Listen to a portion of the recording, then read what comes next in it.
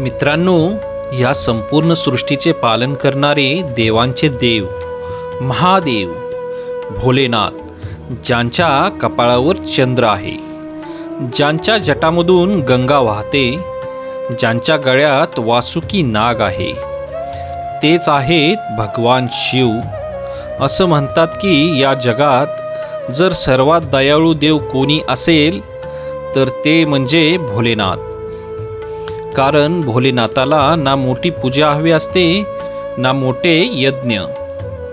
त्यांना फक्त हवे असते भक्ताचे खरे आणि पवित्र मन. जो कोणी भक्त मनापासून ओम नमः शिवाय असा जप करतो, भोलेनाथ त्याच्या जीवनातील सर्व संकटे दूर करतात.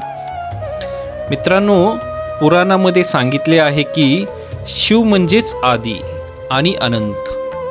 शिव ना जन्म घेतात ना त्यांचा अंत होतो.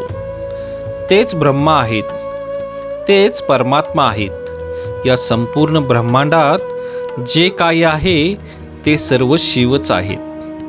म्हणूनच असे म्हणतात शिवोहम शिवोहम. मित्रांनो, मी आज तुम्हाला महादेवाची एक अत्यंत गूढ आणि दिव्य गोष्ट सांगणार आहे. ही गोष्ट आहे एका साध्या भक्ताची, ज्याचे जीवन पूर्णपणे बदलले फक्त महादेवांच्या कृपेने. एक छोटंसं गाव होतं. त्या गावात एक गरीब माणूस राहत होता. त्याच्याकडे ना पैसा होता ना मोठं घर, पण त्याच्याकडे एक गोष्ट होती, ती म्हणजे महादेवावर असलेली अटळ श्रद्धा. तो रोज सकाळी उठून नदीत स्नान करायचा आणि जवळच्या शिवमंदिरात जायचा. तिथे जाऊन तो एक लोटा पाणी शिवलिंगावर अर्पण करायचा. ना मोठी पूजा ना मोठा नैवेद्य, ना मोठी पूजा ना मोठा नैवेद्य, फक्त एकच गोष्ट, मनापासूनची भक्ती. गावातील लोक त्याची मस्करी करायचे. ते म्हणायचे, अरे इतकी पूजा करून काय होणार? शिव तुला श्रीमंत करणार आहेत का? पण तो भक्त फक्त हसायचा आणि म्हणायचा, महादेव मला पैसा देणार नाहीत, पण ते मला संकटातून वाचवतील. मित्रांनो, एक दिवस त्या गावात भयंकर दुष्काळ पडला. पाणी संपले, धान्य संपले, लोक त्रस्त झाले. सगळे लोक गाव सोडून निघून जायला लागले. पण तो भक्त दररोज मंदिरात जाऊन महादेवाला प्रार्थना करत होता. तो म्हणायचा, भोलेनाथ, तुम्ही माझे सर्वस्व आहात. जर माझी भक्ती खरी असेल तर या गावचे रक्षण करा. असे अनेक दिवस गेले. एक दिवस त्या भक्ताला स्वप्नात स्वतः महादेव दर्शन देतात. महादेव म्हणाले, भक्ता, तुझी भक्ती मला प्रिय आहे. उद्या सकाळी गावच्या डोंगरावर जा. तिथे तुला पाण्याचा झरा सापडेल. सकाळ झाली.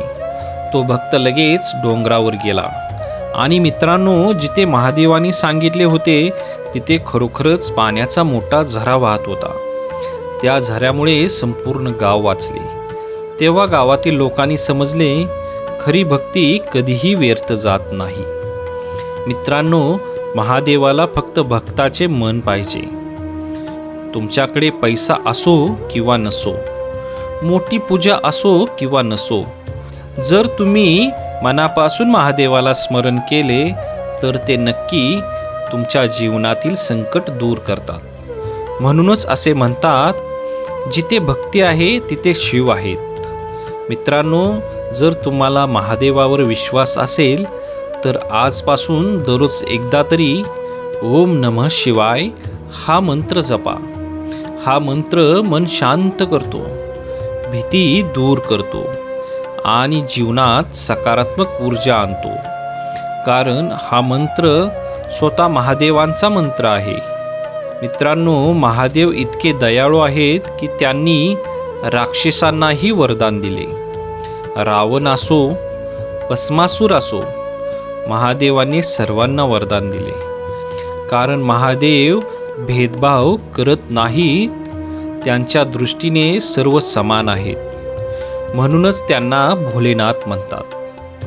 मित्रांनो, जेव्हा जीवनात संकट येते तेव्हा लोक घाबरतात. पण जो शिवभक्त असतो तो कधीही घाबरत नाही, कारण त्याला माहीत असते माझ्या पाठीशी महादेव आहेत. मित्रांनो, आजचा हा व्हिडिओ इथे संपवण्यापूर्वी मी तुम्हाला एक गोष्ट सांगू इच्छितो. जर तुमच्या जीवनात कधीही अंधार आला तर फक्त एकदा मनापासून महादेवाला हाक मारा, कारण महादेव कधीही आपल्या भक्ताला एकटं सोडत नाहीत. ते नेहमी त्याच्या पाठीशी उभे असतात. हर हर महादेव.